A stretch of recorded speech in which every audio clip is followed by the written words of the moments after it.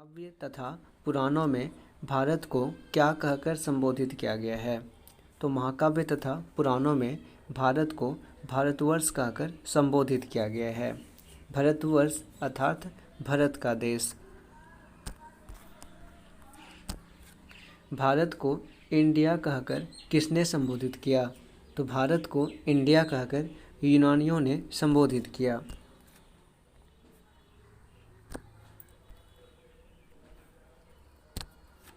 हिंद अथवा हिंदुस्तान किसने नाम दिया है? तो हिंद अथवा हिंदुस्तान मध्यकालीन मुस्लिम इतिहासकारों ने नाम दिया। भारत के इतिहास को कितने भागों में बांटा गया है?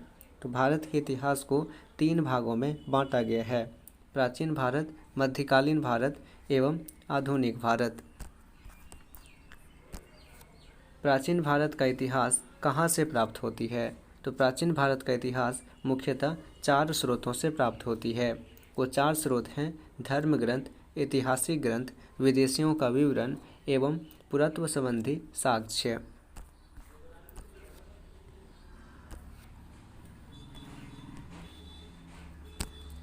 भारत का सर्वप्राचीन धर्म ग्रंथ कौन सा है? तो भारत का सर्वप्राचीन धर्म ग्रंथ वेद है।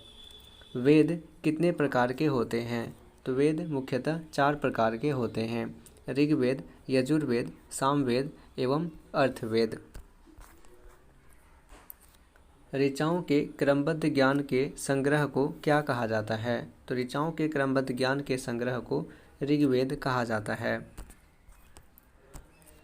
ऋग्वेद में कितने मंडल, सूक्त और ऋचाएँ हैं? तो ऋग्वेद में 10 मंडल, 1028 सूक्त, 10,462 ऋचाएँ हैं।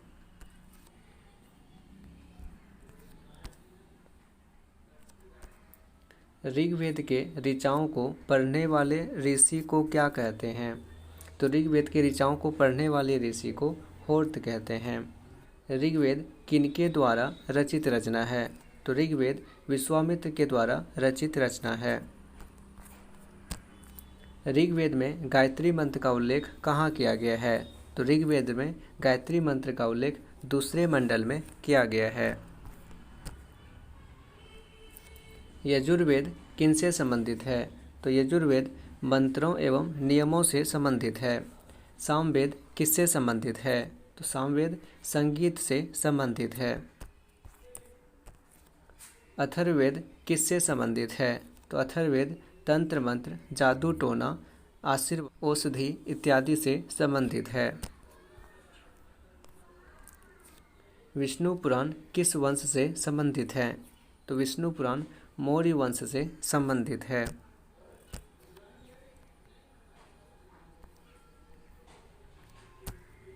गुप्त वंश किस पुराण से संबंधित है? तो गुप्त पुराण वायु पुराण से संबंधित है। भारत का भूगोल नामक पुस्तक किसने लिखी? तो भारत का भूगोल नामक पुस्तक टॉलमी ने लिखी। चीनी लेखक हुएनसांग भारत किसके शासनकाल में आया था? तो चीनी लेखक हुएनसांग भारत हर्षवर्धन के शासनकाल में आया था। सती प्रथा का पहला लिखित साक्ष्य कहाँ से मिलता है? तो सती प्रथा का पहला लिखित साक्ष्य एरन अभिलेख से मिलता है, जो शासक भानुगुप्त के द्वारा लिखी गई थी।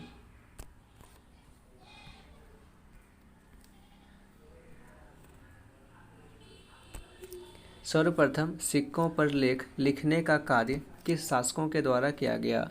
तो सर्वप्रथम सिक्कों पर लेख लिखने का कार्य यवन शासक के द्वारा किया गया। जिस काल में मनुष्यों के घटनाओं का कोई लिखित विवरण नहीं मिलता है, उस काल को क्या कहा जाता है? तो उस काल को प्रागैतिहासिक काल के नाम से जाना जाता है।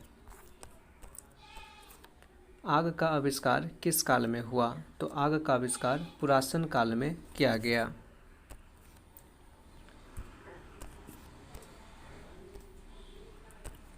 मनुष्य ने सर्वप्रथम किस धातु का बना औजार प्रयोग किया? तो मनुष्य ने सर्वप्रथम तांबे का बना कुल्हाड़ी औजार का सर्वप्रथम प्रयोग किया।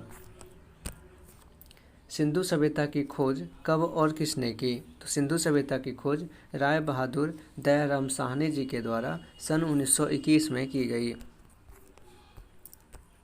सिंधु सभ्यता में कितने स्थलों को बड़े नगर की संज्ञा दी गई है? तो सिंधु सभ्यता में कुल 6 स्थलों को बड़े नगरों की संज्ञा दी गई है। वो 6 हैं मोहनजोदड़ो, हड़प्पा, गनवारीवाला, धोलावीरा, राखीगढ़ी एवं कालीबंगन।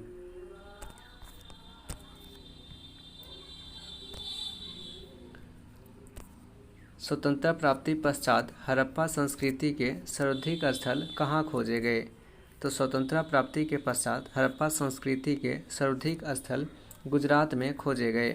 तो सिंधु सभ्यता का बंदरगाह का नाम बताएं। तो सिंधु सभ्यता के बंदरगाह का नाम लोथल एवं सुधकोदता है। सिंधु सभ्यता के लोगों ने नगरों तथा घरों के विन्यास के लिए कौन सी पद्धति अपनाई थी? तो सिंधु सभ्यता ने घरों तथा नगरों के विन्यास के लिए ग्रिड पद्धति अपनाई थी, जिसमें घरों का दरवाज़ा आगे की ओर ना खुल के पीछे की ओर खोला जाता था।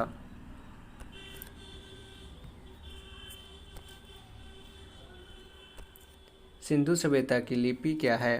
तो सिंधु सभ्यता की लिपि भावचित्रात्मक थी। सिंधु सभ्यता में प्रमुख फसलें कौन थे? तो सिंधु सभ्यता में प्रमुख फसलें गेहूं और जौ थी। सिंधु सभ्यता में चावल के दाने के साक्ष्य कहाँ से प्राप्त हुए? तो सिंधु सभ्यता में चावल के दाने का साक्ष्य रंगपुर एवं लोथल से प्राप्त हुए।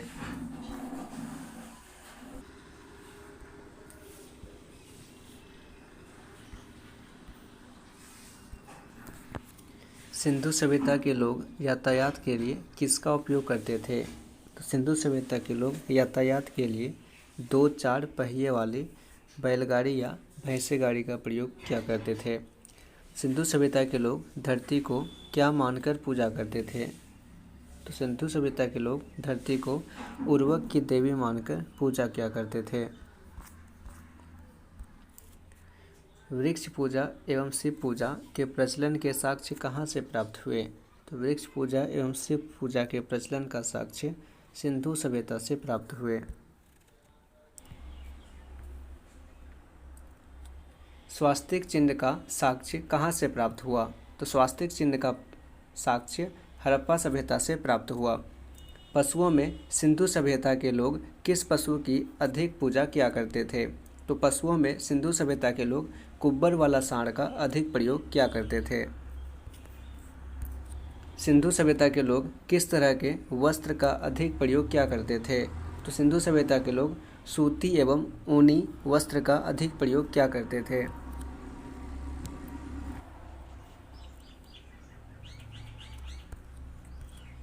मनोरंजन के लिए सिंधुवासी क्या क्या करते थे?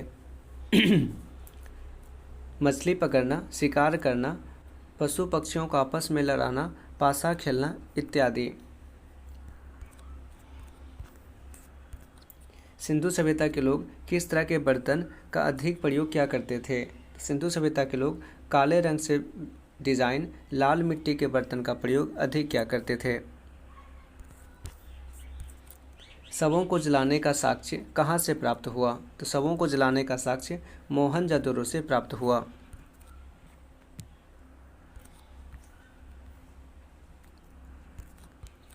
वैदिक सभ्यता में आर्यों की भाषा क्या थी? तो वैदिक सभ्यता में आर्यों की भाषा संस्कृत थी। वैदिक सभ्यता में ग्राम के मुखिया को क्या कहा जाता था? तो ग्राम के मुखिया को ग्रामीणी कहा जाता था।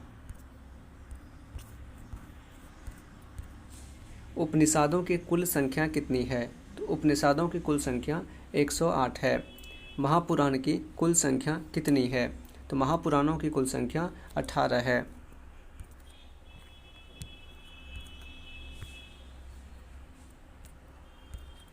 वेदांग की संख्या कितनी है? तो वेदांग की संख्या 6 है।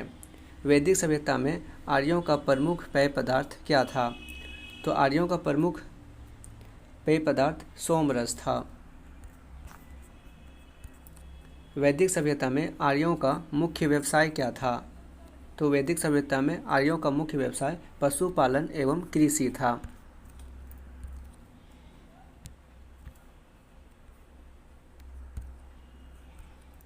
वैदिक सभ्यता में लेन देन के लिए कौन से प्रणाली प्रचलित थे? तो वैदिक सभ्यता में लेन देन के लिए वस्तु विनिमय प्रणाली प्रचलित थी। वैदिक सभ्यता में आर्यों का प्रिय पशु एवं प्रिय देवता का नाम क्या था? तो प्रिय पशु का नाम घोड़ा एवं प्रिय देवता का नाम इंद्र था। वैदिक सभ्यता में अग्नि की पूजा क्यों की जाती थी? तो वैदिक सभ्यता में अग्नि की पूजा मनुष्य एवं देवता के बीच मध्यस्थता के रूप में की जाती थी।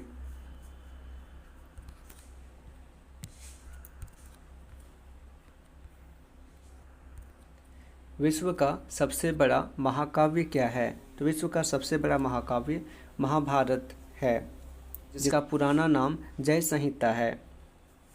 उत्तर वैदिक काल में राजा के राज्य अभिषेक के समय किसका अनुष्ठान किया जाता था? तो उत्तर वैदिक काल में राजा के राज्य अभिषेक के समय राजसूय यज्ञ का अनुष्ठान किया जाता था। उत्तर वैदिक काल में वर्ण किस पर निर्धारित होने लगा था? तो यह जन्म के आधार पर आधारित होने लगा था।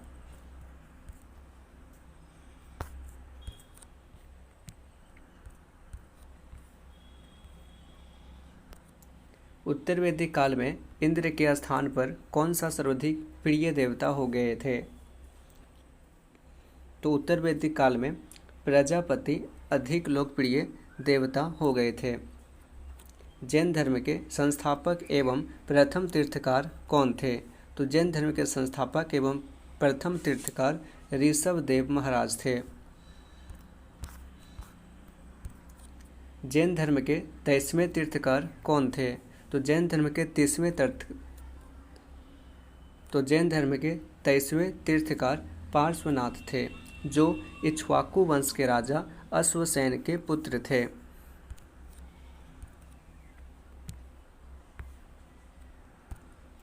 पार्श्वनाथ कितने वर्ष की अवस्था में संन्यास जीवन को स्वीकारा? तो पार्श्वनाथ जी ने 30 वर्ष की अवस्था में सन्यासी जीवन को स्वीकारा। पार्श्वनाथ द्वारा दिए गए शिक्षा क्या हैं? तो पार्श्वनाथ के द्वारा दिए गए शिक्षा हिंसा ना करना, सदा सत्य बोलना, चोरी ना करना, संपत्ति ना रखना है। महावीर जैन धर्म के कौन से तीर्थकर थे? तो महावीर जैन धर्म के 24वें तीर्थकर थे।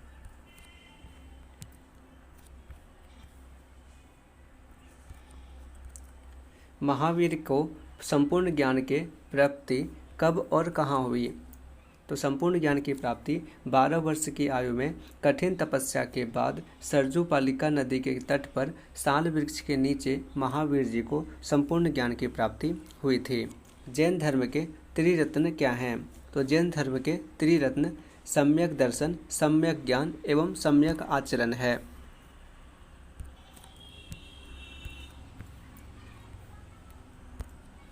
महावीर किन पर विश्वास करते थे? तो महावीर पुनर्जन्म एवं कर्मवाद में विश्वास करते थे।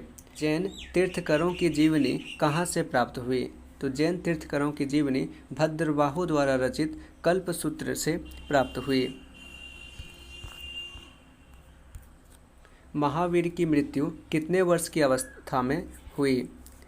तो महावीर की मृत्यु 72 वर्ष की आयु में 468 ईसा पूर्व बिहार के पावापुरी राजगीर में हुई। एशिया का ज्योतिपुंज किसे कहा जाता है? तो एशिया का ज्योतिपुंज बौद्ध धर्म के संस्थापक गौतम बुद्ध को कहा जाता है।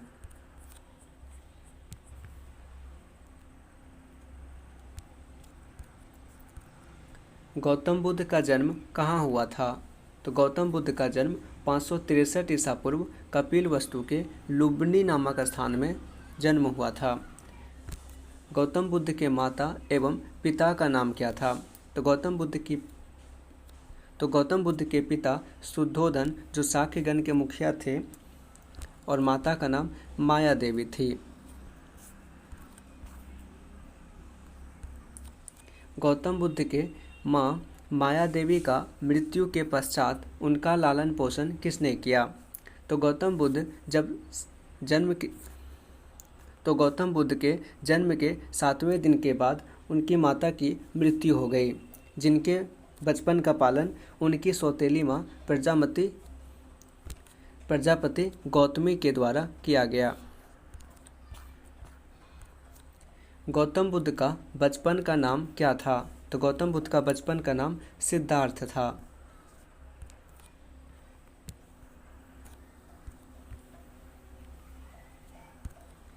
गौतम बुद्ध का विवाह कितने वर्ष की आयु में हुई? तो गौतम बुद्ध का विवाह 16 वर्ष की आयु में यशोधरा नाम की युवती के साथ हुई। गौतम बुद्ध जब कपिल वस्तु की सैर पर निकले तो उन्होंने कितने प्रकार के दृश्य देखे थे? तो गौतम बुद्ध जब कपिल वस्तु की सैर पर निकले तो उन्होंने 4 तरह के दृश्य देखे थे। पहला बूढ़ा व्यक्ति, दूसरा एक बीमार व्यक्ति, तीसरा शव एवं चौथा एक सन्यासी को। गौतम बुद्ध कितने वर्ष की अवस्था में गृह त्याग किया? तो 29 वर्ष की आयु में।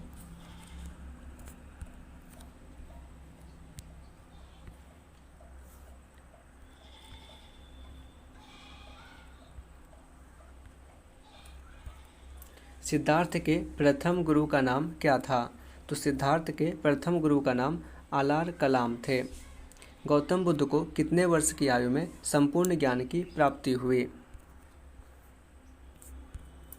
तो गौतम बुद्ध को 35 वर्ष की आयु में संपूर्ण ज्ञान की प्राप्ति हुई, जो 6 वर्ष की कठिन तपस्या के पश्चात वैशाख पूर्णिमा की रात फल्गु नदी के किनारे पीपल वृक्ष के नीचे प्राप्त हुई थी।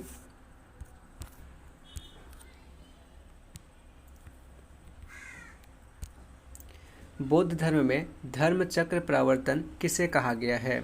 तो बौद्ध धर्म में धर्म चक्र प्रवर्तन गौतम बुद्ध का सारनाथ में दिए गए प्रथम उपदेश को कहा जाता है। गौतम बुद्ध ने प्रथम उपदेश किस भाषा में दिया? तो गौतम बुद्ध ने प्रथम उपदेश पाली भाषा में दिया। गौतम बुद्ध की मृत्यु कितने वर्ष की आयु में, कब एवं कहाँ हुई? तो गौतम बुद्ध की मृत्यु 80 वर्ष की अवस्था में 483 ईसा पूर्व कुशीनगर उत्तर प्रदेश में हुई।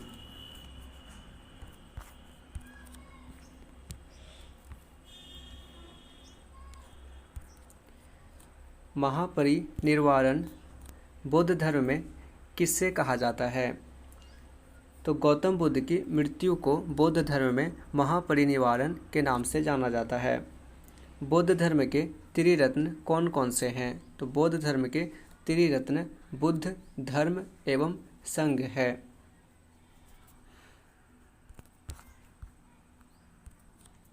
गौतम बुद्ध ने सांसारिक दुखों के निवारण के लिए कितने मार्ग बताए? तो गौतम बुद्ध ने सांसारिक दुखों के निवारण के लिए कुल 8 मार्ग बताए। वो 8 मार्ग हैं: सम्यक दृष्टि, सम्यक संकल्प, सम्यक वाणी, सम्यक कर्मांत, सम्यक आजीव, सम्यक व्यायाम, सम्यक स्मृति एवं सम्यक समाधि।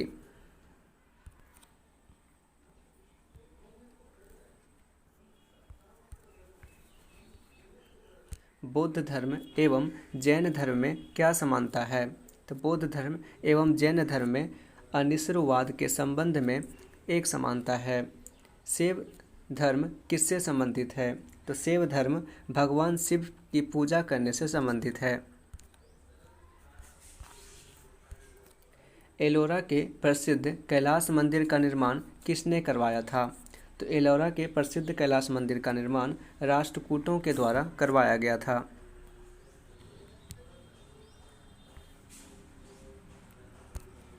तंजौर में प्रसिद्ध राजराजेश्वर शिव मंदिर का निर्माण किस शासक ने करवाया?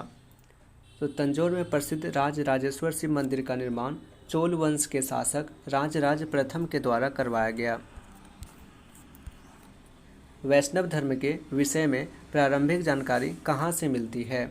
तो वैष्णव धर्म के प्रारंभिक जानकारी उपनिषदों से मिलती है। वैष्णव धर्म के प्रवर्तक किसे माने जाते हैं? तो वैष्णव धर्म का प्रवर्तक भगवान श्री कृष्ण को माना जाता है।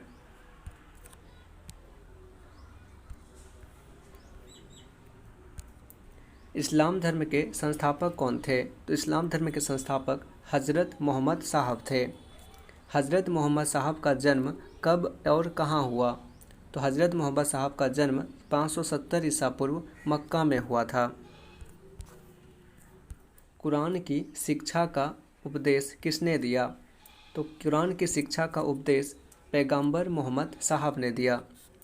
ईद ए मिलाद उन नबी पर्व कब मनाया जाता है? तो ईद ए मिलाद उन नबी पर्व मोहम्मद साहब पैगंबर के जन्मदिन पर मनाया जाता है।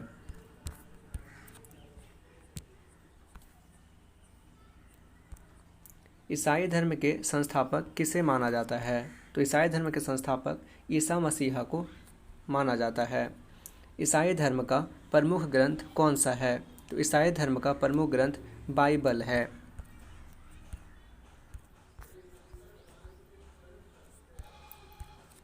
ईसा मसीहा का जन्म कहाँ हुआ था? तो ईसा मसीहा का जन्म जेरूसलम के निकट बैथलेहम नामक स्थान पर हुआ था। क्रिसमस पर्व कब मनाया जाता है? तो क्रिसमस पर्व ईसा मसीहा के जन्म दिवस पर मनाया जाता है।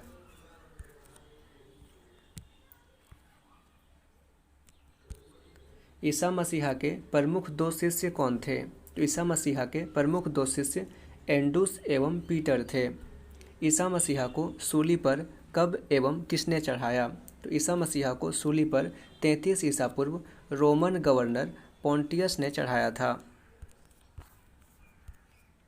ईसाई धर्म का पवित्र चिन्ह क्या है? तो ईसाई धर्म का पवित्र चिन्ह क्रॉस है। ईसा मसीहा किस पर विश्वास रखते थे? तो ईसा मसीहा त्रितत्व पर विश्वास रखते थे। वो त्रितत्व हैं ईश्वर पिता, ईश्वर पुत्र, ईश्वर पवित्र आत्मा।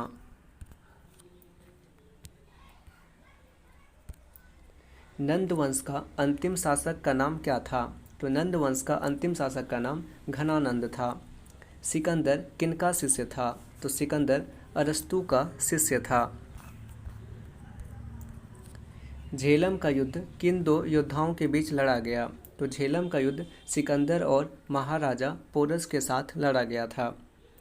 मौर्य वंश के संस्थापक चंद्रगुप्त मौर्य का जन्म कब हुआ? तो मौर्य वंश के संस्थापक चंद्रगुप्त मौर्य का जन्म 345 ईसा पूर्व हुआ था।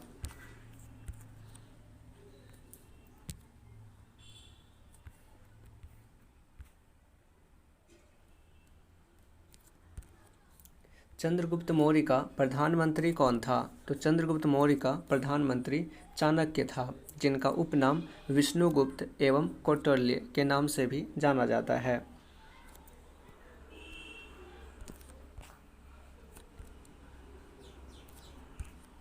चाणक्य द्वारा लिखित पुस्तक अर्थशास्त्र का संबंध किससे है? तो चाणक्य द्वारा लिखित अर्थशास्त्र का संबंध राजनीति से है।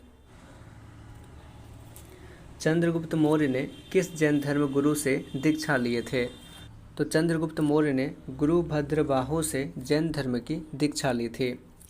चंद्रगुप्त मौर्य का उत्तराधिकारी कौन बना? तो चंद्रगुप्त मौर्य का उत्तराधिकारी बिंदुसार 298 ईसा पूर्व बना। महान अशोक किनका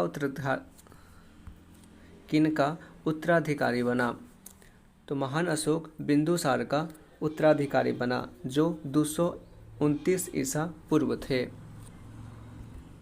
तो महान राजा अशोक बिंदुसार का 229 ईसा पूर्व उत्तराधिकारी बना। महान अशोक ने बौद्ध धर्म के प्रचार के लिए किनको श्रीलंका भेजा था? तो महान अशोक बौद्ध धर्म के प्रचार के लिए अपने पुत्र महेंद्र एवं अपनी पुत्री संघमित्रा को श्रीलंका बौद्ध धर्म की प्रचार के लिए भेजा था।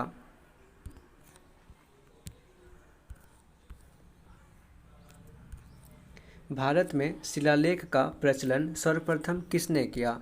तो भारत में शिलालेख का प्रचलन सर्वप्रथम महान अशोक ने किया।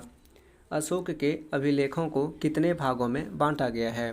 तो अशोक के अभिलेख को टोटल 3 भागों में बांटा गया है: शिलालेख, स्तंभलेख एवं गुहालेख।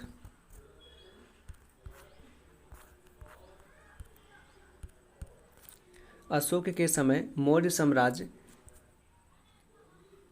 प्रांतों की संख्या कितनी थी? तो अशोक के समय में मौर्य साम्राज्य के प्रांतों की संख्या टोटल 5 थी।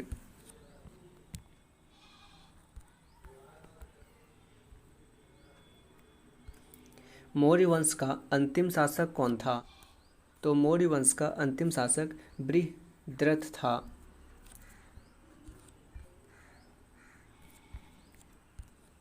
बृहद्रथ की हत्या किसने व कब की थी?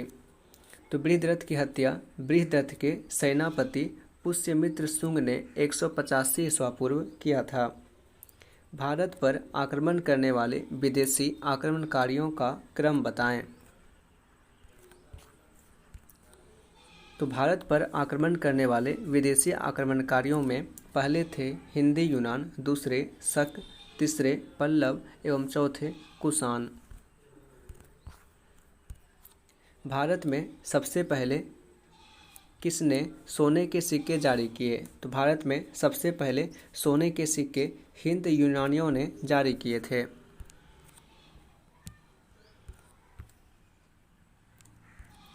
भारत में शक राजा अपने आप को किस नाम से संबोधित करते थे? तो भारत में शक के राजा अपने आप को क्षत्रप के नाम से संबोधित करते थे। कुषाण वंश का अंतिम शासक कौन था? तो कुषाण वंश का अंतिम शासक वासुदेव थे। आयुर्वेद का विख्यात विद्वान चरक किस वंश का राजवेद था? तो आयुर्वेद का विख्यात विद्वान चरक कुषाण वंश का राजा कनिष्क का राजवेद था।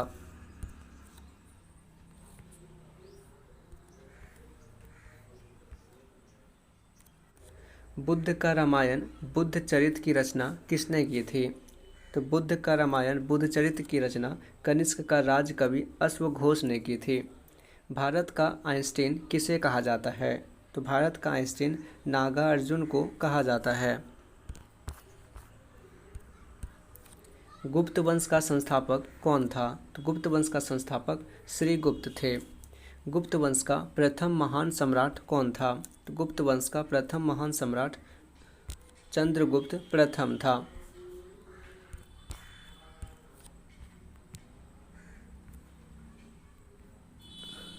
समुद्रगुप्त किसका उत्तराधिकारी बना? तो समुद्रगुप्त चंद्रगुप्त प्रथम का उत्तराधिकारी बना, जो 335 ईसा पूर्व में। तो समुद्रगुप्त चंद्रगुप्त प्रथम का 335 ईसा पूर्व में उत्तराधिकारी बना। समुद्रगुप्त का उत्तराधिकारी कौन बना?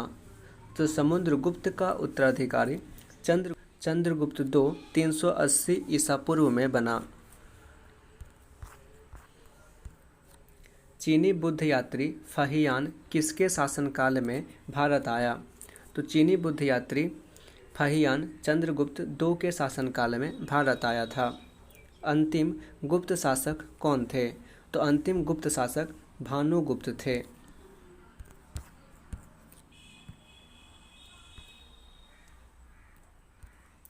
पल्लव वंश का संस्थापक कौन था? तो पल्लव वंश का संस्थापक सिंह विष्णु था। सिंह विष्णु किस धर्म का अनुयायी था? तो सिंह विष्णु वैष्णव धर्म का अनुयायी था। पाल वंश का संस्थापक कौन था एवं इसकी राजधानी कहाँ थी? तो पाल वंश का संस्थापक गोपाल थे और जिसकी राजधानी मुंगेर था।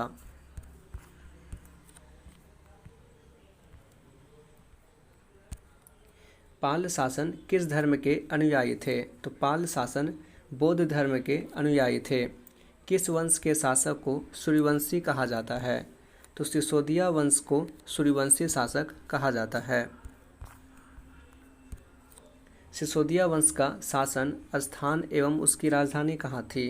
तो सिसोदिया वंश का शासन मेवाड़ पर चलता था, जिसकी राजधानी चित्तौड़ थी।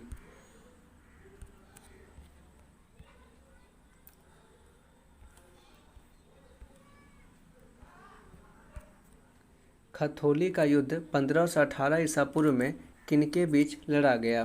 तो खथोली युद्ध 1518 ईसा पूर्व में राणा संगा एवं इब्राहिम लोदी के बीच लड़ा गया था। तो इस तरीके से हमारा यह सेशन पूरा हुआ। यदि वीडियो से कुछ सीखने को मिला तो वीडियो को लाइक कीजिए, अपने कलीग्स को शेयर कीजिए और चैनल को सब्सक्राइब कीजिए और अपना फीडबैक कमेंट बॉक्स में ज़रूर बताइएगा। मिलते हैं फिर नेक्स्ट सेशन में। जय हिंद।